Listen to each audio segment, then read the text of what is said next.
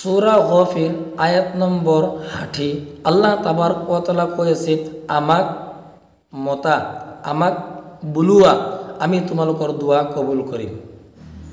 আসসালামু আলাইকুম ওয়া রাহমাতুল্লাহি ওয়া বারাকাতুহু হামিদা ওয়া মুসাল্লিয়া আম্মা বা'দ আউযু বিল্লাহি মিনাশ শাইতানির রাজীম বিসমিল্লাহির রহমানির রহিম وقال ربكم ادعوني استجب لكم ان الذين يستكبرون عن عبادتي سيدخلون جهنم داخرين عن انس بن مالك رضي الله تعالى عنه عن النبي صلى الله عليه وسلم قال الدعاء مخ العباده نعمان بن بشير رضي الله تعالى عنه عن النبي صلى الله عليه وسلم الدعاء هو العبادة صدق الله العظيم।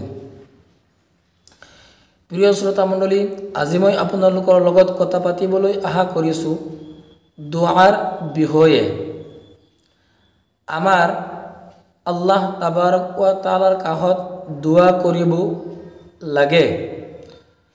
আমি আমাৰ উদ্দেশ্য আল্লাহ তাবাৰক ওয়া তাআলাৰ সন্মুখত দাঙি ধৰিম। আমাৰ যিমানবোৰ সমস্যা আছে গোটেই সমস্যাবোৰ যদি আমি আল্লাহ তাবাৰক ওয়া তাআলাৰ কাষত দাঙি ধৰোঁ তেনেহ'লে আল্লাহ তাবাৰক ওয়া তাআলা আমাৰ গোটেই সমস্যাবিলাক সম্পূৰ্ণ কৰি দিব। আল্লাহ তাবাৰক ওয়া তাআলা কোৰআন শৰীফৰ মাজত কৈছে ওয়াকালা ৰব্বুকুম উদউনি আস্তাজিব লাকুম। আল্লাহ তাবাৰক ওয়া তাআলা কৈ আছে আমাক মাতা অৰ্থাৎ দোয়া কৰা। ইস্তাজিব লাকুম মই তোমালোকৰ দোয়া কবুল কৰিম।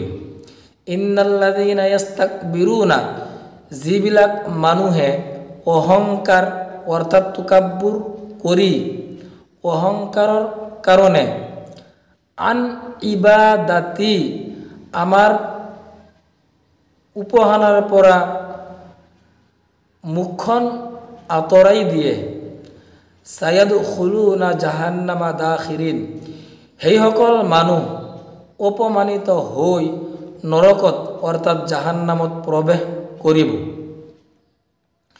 এই আয়াতৰ পৰা বুজা যায় যে আমি আল্লাহ তাবাৰক ওয়া তাআলাৰ কাষত দোয়া কৰিম। কিতাপত লিখিছে মানুহে কি কৰে আল্লাহ তাবাৰক ওয়া তাআলাক এৰি বেলেগ বস্তুৰ কাষত নিজৰ মুৰাদবোৰ কয়, কিন্তু কি এই আল্লাহ তাবাৰক ওয়া তাআলাক এৰি বেলেগ বস্তুৱে কেতিয়াও বেলেগ মানুহৰ মুৰাদ পূৰা নকৰিব। তাৰ কাৰণটো হৈছে যে আল্লাহ তাবাৰক ওয়া তাআলাই এই গোটেই পৃথিৱীখন বনাইছে আৰু এই পৃথিৱীৰ ভিতৰত যিবিলাক বস্তু আছে যিমানবোৰ বস্তু আমি দেখা পাওঁ গোটেইবিলাক বস্তু আল্লাহ তাবাৰক ওয়া তাআলা বনাইছে। সেইকাৰণে আল্লাহ তাবাৰক ওয়া তাআলাৰ কাষত আমাৰ দোয়া কৰিব লাগিব আৰু আল্লাহ তাবাৰক ওয়া তাআলাই মানুহৰ মুৰাদবিলাক পূৰা কৰিব। মানুহে দেখা যায় যে কবৰৰ কাষত গৈ কবৰক কয় আমাক সন্তান দিয়া আমাক সন্তান দিবলৈ লাগিব। এনেকুৱা নহয়, কবৰে কি সন্তান দিব পাৰিব? কবৰে কেতিয়াও সন্তান দিব নোৱাৰিব। সন্তান দেনেৱালা মালিক একমাত্ৰ আল্লাহ তাবাৰক ওয়া তাআলা। সেইকাৰণে আমি আমাৰ আল্লাহৰ কাষত দোয়া কৰিম। প্ৰিয় শ্ৰোতা মণ্ডলী, হুজুৰ সাল্লাল্লাহু আলাইহি ওয়াসাল্লাম হাদিস শৰীফত কৈছে, হাদিস হযৰত আনাস বিন মালিক ৰাদিয়াল্লাহু তাআলা আনহুয়ে হুজুৰ সাল্লাল্লাহু আলাইহি ওয়াসাল্লামৰ পৰা কৈ আছে দোয়া হৈছে ইবাদতৰ মূল বস্তু। আদ-দুআউ মুখুল ইবাদা। দোয়া হৈছে ইবাদতৰ আসল যেটো বস্তু হেতু হৈছে দোয়া। হযৰত নুমান বিন বশিৰ ৰাদিয়াল্লাহু তাআলা আনহু হুজুৰ সাল্লাল্লাহু আলাইহি ওয়াসাল্লামৰ পৰা হাদিস এনেকৈ বৰ্ণনা কৰিছে আদ-দুআউ হুয়াল ইবাদা। দোয়া হৈছে এটা ইবাদত।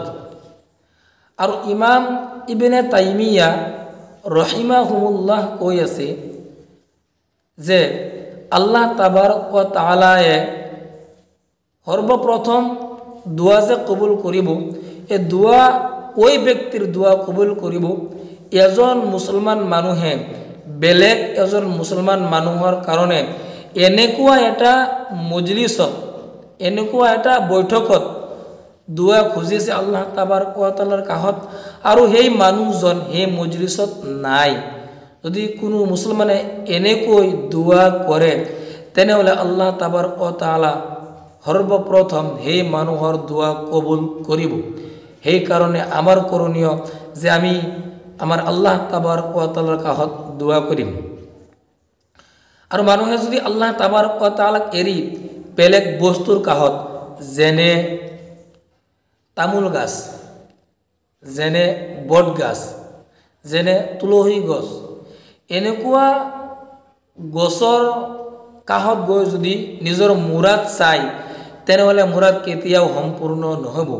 মুৰাদ চাবলৈ হ'লে নিজৰ উদ্দেশ্য সম্পূৰ্ণ হ'বলৈ হ'লে নিজৰ মনৰ বেদনা, নিজৰ মনৰ দৰদ আৰু দুখী যদি দূৰ কৰিবলৈ হয় তেনেহ'লে আল্লাহ তাবাৰক ওয়া তাআলাৰ কাষত দোয়া চাব লাগিব, দোয়া মাঙিব লাগিব।